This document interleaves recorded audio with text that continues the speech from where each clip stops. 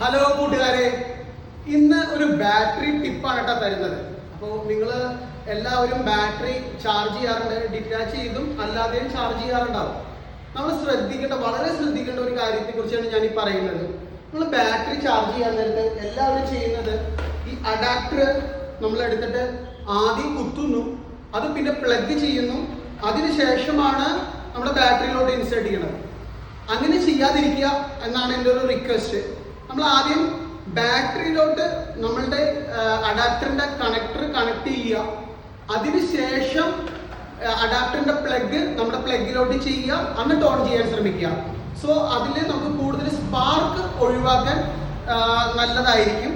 So ആദ്യം നമ്മൾ ബാറ്ററിയിലോട്ട് അഡാപ്റ്ററിന് connect ചെയ്യുക, എന്നിട്ട് അഡാപ്റ്ററിന്റെ പ്ലഗിലോട്ട് ചെയ്യുക, എന്നിട്ട് ഓൺ ചെയ്യാൻ ശ്രമിക്കുക.